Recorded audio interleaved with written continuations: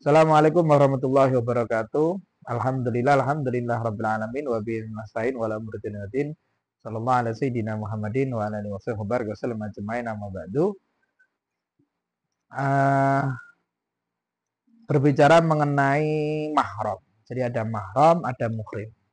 Banyak orang yang masih bingung mahram dan muhrim. Muhrim itu orang yang sedang berikhram, itu disebut muhrim. Mahram itu orang yang tidak boleh kita nikah.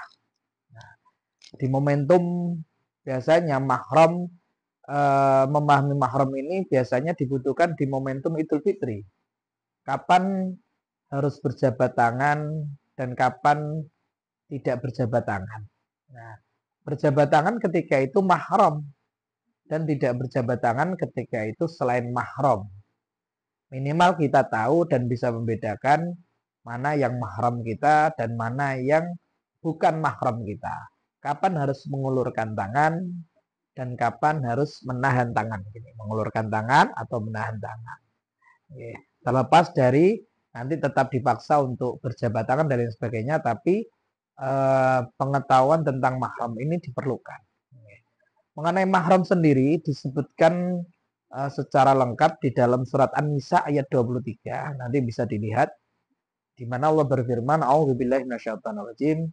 Hurimat alaikum ummahatukum wa banatukum wa akhwatukum wa ammatukum wa khalatukum wa banatul wa banatul ukht wa ummahatukum allati arda'nakum wa akhwatukum minar radha'ah wa ummahatun nisaikum wa rabbabikum allati fi hujurikum minan nisaikum allati dakhaltum bihinna wa illam takunu dakhaltum bihinna fala junaha alaikum wa halailu abnaikum alladina min aslabikum wa antazma'u baina akhtain illa ma qad salaf innallaha kana ghafurur rahim.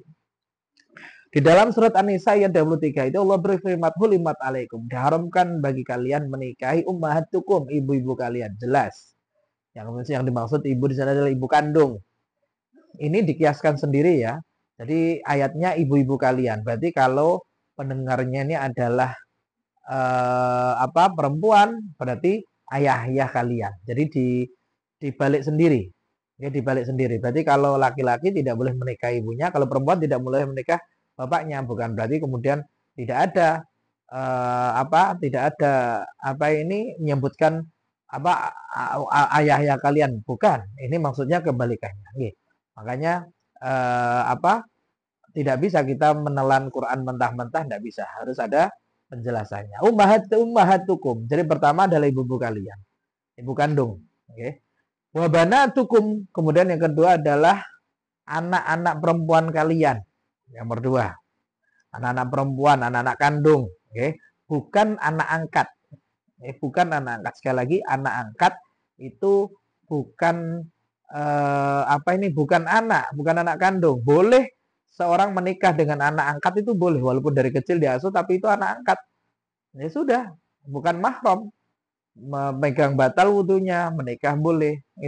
Jadi babanatukum anak-anak kalian, anak kandung yang dimaksud.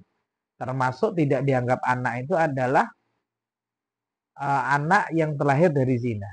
Nah, anak yang keluar terlahir dari zina, maka jika ibunya itu tidak menikah dengan yang menghamilinya, maka anak yang terlahir ini itu boleh nikah dengan laki-laki, berarti ya, boleh menikah dengan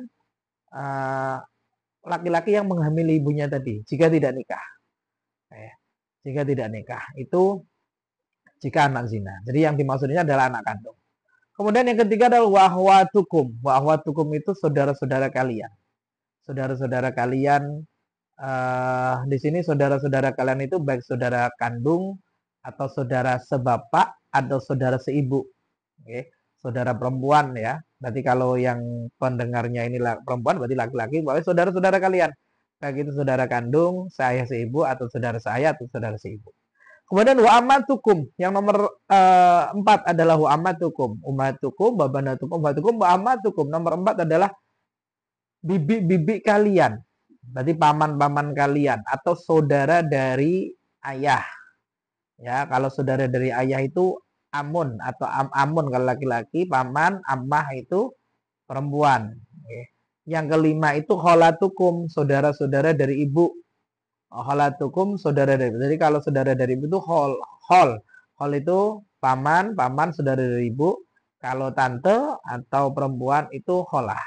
Tidak boleh menikahi saudara dari bapak atau saudara dari ibu. Sekali lagi saudara kandung, bukan saudara angkat. Saudara kandung atau saudara sebapak, saudara seibu, walhasil masih menyambung dengan ibu kita atau bapak kita. Itu mahram. Wudunya tidak batal kalau kita bersentuhan dengan mereka. Kemudian yang keenam ada wabanatul ah. Wabanatul ah. Nomor 7 wabanatul uht. Anak-anak dari saudara laki-laki atau anak-anak dari saudara perempuan, anak perempuan dari saudara laki-laki dan anak perempuan dari saudara perempuan. Oke. Ya dikiaskan sendiri, dibalik sendiri. Jadi anaknya saudara lah, anaknya saudara. Ponakan, tidak boleh. Nikah dengan ponakan itu tidak boleh. Itu mahram ponakan itu. Kemudian yang ke-8 adalah wa ummahatukum. Dan kemudian ibu-ibu allati aradhanakum. Nah, jadi yang telah menyusui kalian, yang nomor 9 itu adalah yang nomor 8 itu adalah ibu-ibu susuan kalian. Radha'ah.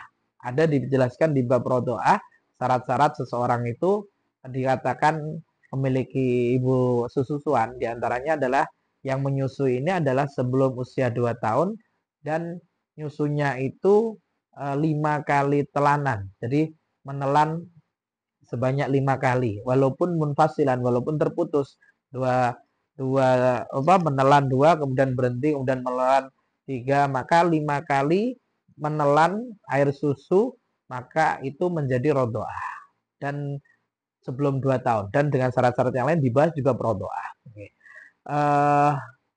Kemudian yang berikutnya yang nomor 9, yang nomor 9 adalah wa akhwatukum minar radha'ah. Saudara-saudara kalian dari radha'ah, ibu sesusu. Jadi misalnya kok punya ibu sesuson. Ibu yang menyusui kita, orang lain perempuan yang menyusui kita namanya radha'ah, namanya murdi, itu yang menyusui kita. Dia punya anak, maka itu seperti saudara kita. Namanya saudara radha'ah, saudara sesusu. Bukan saudara kandung tapi saudara itu juga mahram, tidak boleh kita nikahi. Tidak boleh kita nikahi. Nomor 9. Kemudian nomor 10 wa ummahatukum nisaikum. Jadi ibu-ibu daripada nisaikum, perempuanmu. Nah, maksudnya apa? Mertua. Ibu dari istri kita. Mertua, ibu dari istri kita itu mahram. Ibu dari istri kita itu mahram. Tidak boleh kita nikahi. Tidak boleh kita nikahi. Kemudian warabaibukum allati fi hujurikum min nisaikum allati dahaltum bihinna. Yang nomor 10 adalah anak-anak bawaan. Robaib itu anak-anak bawaan dari perempuan yang dinikahi. Jadi anak tiri. Ketika seorang itu menikah dengan duda atau dengan janda, dia bawa anak. Nah, itu tidak boleh menjadi mahram, tapi dengan syarat dahaltum bihinna. Allati dahaltum bihinna. Dengan syarat sudah dikumpuli. Kalau belum dikumpuli, wa illam takunu dahaltum, kalau belum dikumpuli ini dalam arti disetubui belum, maka wa illam takunu dahaltum bihinna fala junah alaikum, maka tidak apa-apa untuk menikahi anak tiri tadi. Jadi berganti, dari ibunya ganti ke anaknya, dari bapaknya ganti ke anaknya misalnya. Tidak apa-apa jika belum dikumpuli. Kalau sudah dikumpuli maka menjadi mahram anak tiri, menjadi mahram bapak tiri atau suami daripada ibunya atau istri daripada ayahnya, ibu tiri atau ayah tiri menjadi mahram ketika dikumpuli. Kalau belum dikumpuli maka belum menjadi mahram, boleh pindah di anaknya. Oke, baik. Yang selanjutnya adalah yang nomor 11, nomor 12. Yang nomor 11, wa halailu abnaikum alladziina min aslabikum. Yang nomor selanjutnya adalah para ini halail abnaikum. Jadi yang halal dari anak-anakmu yaitu istri. Istri dari anak-anakmu, nggih. Alladzi min aslabikum berarti menantu. Menantu. Menantu atau suami istri dari anak-anak kita itu mahram. Nggih, mahram. Kemudian yang terakhir yang 13 adalah wa anta jama'u baina ukhtain. Yang terakhir ada termasuk mahram adalah mengumpulkan dua saudara. Bainal ukhtain, ya dua saudara. Dan dua saudara ini juga dikiaskan bukan hanya dua saudara kandung, dua mahram, misalnya sama bibinya, sama tantenya, sama ini tidak boleh dua yang mahram. Meskipun di sini bahasanya pakai ukhtain, dua saudara, tapi yang dimaksud di sini adalah dua yang mahram, menikahi seorang perempuan dan dan tantenya dan bibinya. Tidak boleh karena masih sesama mahram. Itu diantaranya illa maqad salaf, kecuali yang sudah terjadi dulu di zaman jahiliyah. Karena Allah Ghafurur Rahim, dan sungguh Allah adalah zat mengampuni, rahiman, dan juga maha pengasih. Ini demikian 13 mahram, harus dipahami untuk bekal hari raya, siapa yang mahram, siapa yang enggak. Kalau kita kembangkan lagi ke atas, maka menjadi luas. Misalnya apa? Misalnya saudara dari ibu, saudara dari bapak. Maka sama ke atas, kakek itu juga sama, mahram kita, nenek mahram kita. Saudara dari kakek itu mahram kita. Yang banyak biasanya tidak paham adalah yang menikah dengan saudara bapak atau saudara ibu. Misal ibu atau bapak, ibu dulu, misal ibu punya saudara. Itu menikah. Lah, menikahnya ini bukan mahram. Dia menjadi kita, menjadi tante kita karena menikah dengan saudaranya ibu atau saudaranya bapak. Sehingga itu tidak menjadi mahram. Tidak menjadi mahram. Misal ada seorang anak laki-laki, kemudian dia mempunyai ayah atau ibu yang itu mempunyai saudara laki-laki. Nah, saudara laki-laki ini kemudian menikah dengan perempuan. Sehingga perempuan ini menjadi tante atau bibinya karena menikah dengan saudara ayah atau ibu. Ini bukan mahram. Ini bukan mahram bagi anak laki-laki ini. Kenapa? Karena jikalau ini bercerai, maka boleh si perempuan ini yang pernah jadi tante atau bibinya ini boleh pindah di anak laki-laki ini. Ini bukan mahram karena dia menjadi bibi atau tante karena pernikahan, bukan asli. Begitu juga atasnya, mbah, saudaranya mbah. Sudah sepuh, ya sudah sepuh, saudaranya mbah.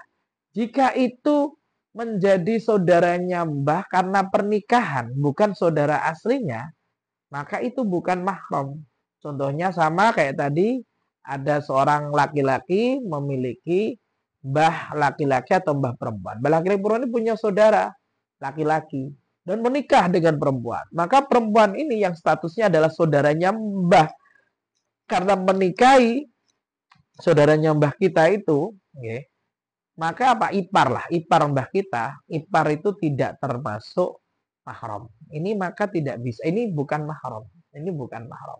Nah, di situ banyak yang bingung, banyak yang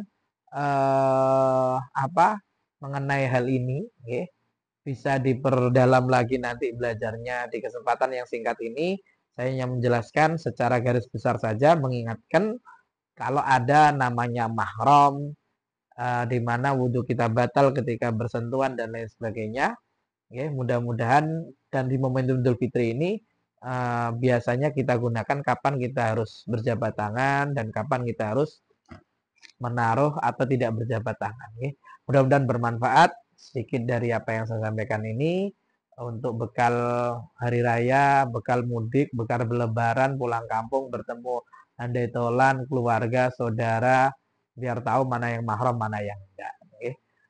Kurang lebihnya mohon maaf, mudah-mudahan bermanfaat. Sekian. Assalamualaikum warahmatullahi wabarakatuh.